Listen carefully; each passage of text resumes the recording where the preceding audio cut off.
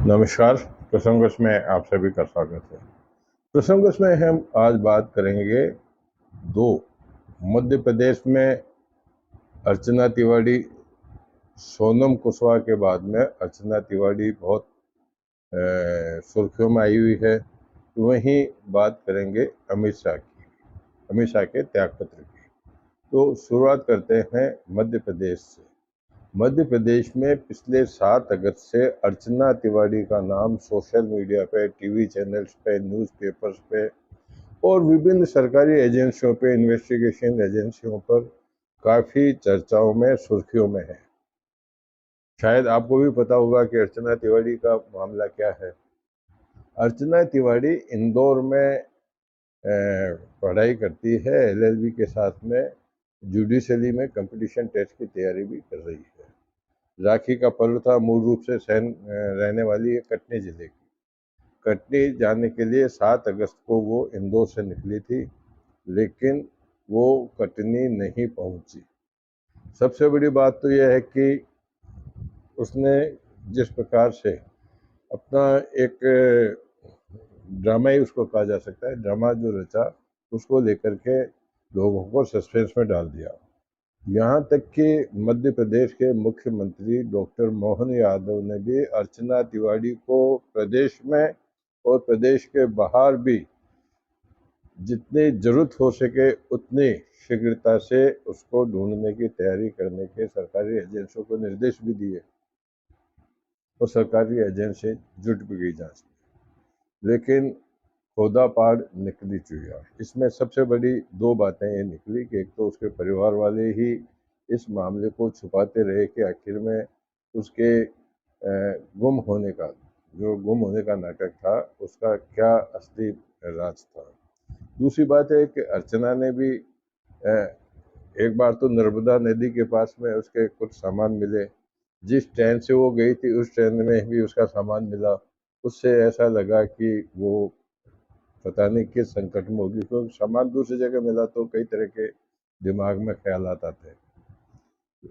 इसको लेकर के तलाश जारी रही। उसके मुंह बोले भाई ने भी काफ़ी कुछ कोशिश की, बताया भी कि ऐसा कुछ नहीं है, लेकिन उसका जिस एक जेआरपी के पुलिस के कर्मी है राम तोमर, उसने उनका टिकट बुक कराया था, तो उसको लेकर के भी काफ़ी शंकाएं हुई कि इसका इससे अर्चना तिवारी से क्या संबंध है। उसके बाद में अब जब कल वो नेपाल बॉर्डर पे बिहार जिले के लखीसराय में पाई गई, जहाँ से उसने परिवारजनों को फ़ोन भी किया कि मैं 2-3 दिन में घर आ जाऊंगी, लेकिन पुलिस वहाँ पहुंची, उसको बरामद कर दिया।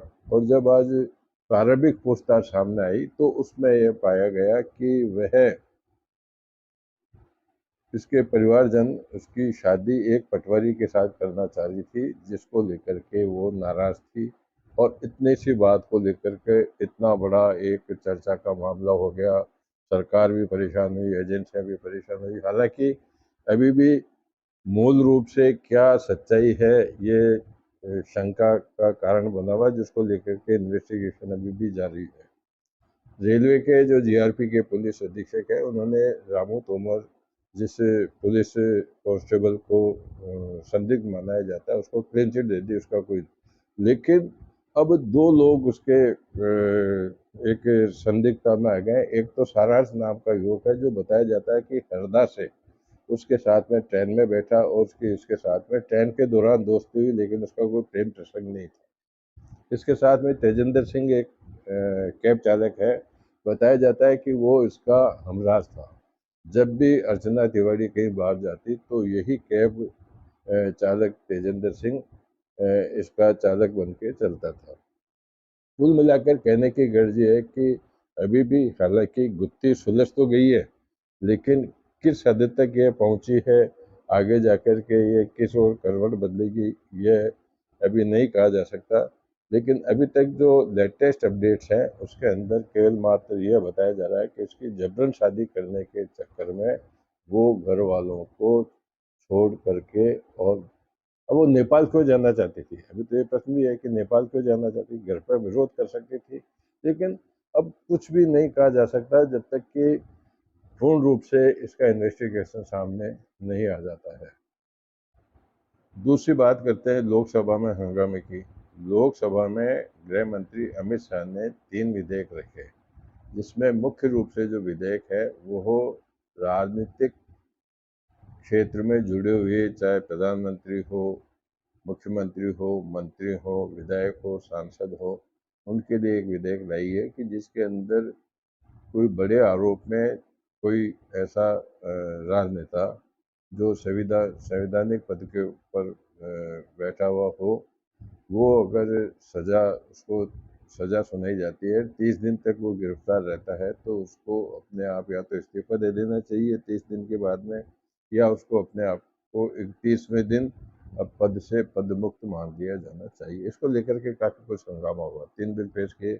एक 130वां संशोधित विधेयक था, प्रदेश से संबंधित था, लेकिन मुख्य रूप से ये विपक्ष ने जैसे ही गृह मंत्री ने मामला बिल सदन की पटल पर रखा, तो विपक्ष एकदम से विरोध करने पर उतर गया।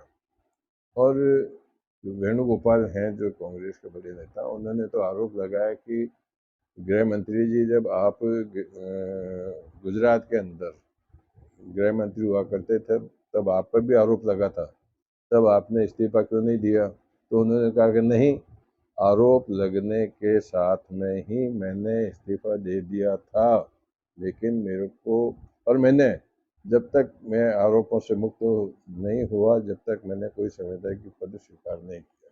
तो कुल मिलाकर के अब ये जो मामला है, हालांकि होना ये चाहिए कि अगर कोई राजनेता या कोई भी ऐसा जो चुनाव लड़ना चाहता है, तो चुनाव के वक्त जब अपनी सारी घोषणाएं करता है, अपने जो निर्वाचन आयोग को जो सूचनाएं देता है, उस सूचना के अंदर जब उसकी हिस्ट्री सामने आती है, तो उसी समय उसका फॉर्म रिजेक्ट कर देना चाहिए।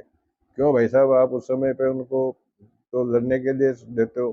क्योंकि केस दर्ज है तो मुकदमा चलेगा, मुकदमा दर्ज चलेगा तो सजा कब भी हो जाएगी, तो आप मौका देते ही क्यों है?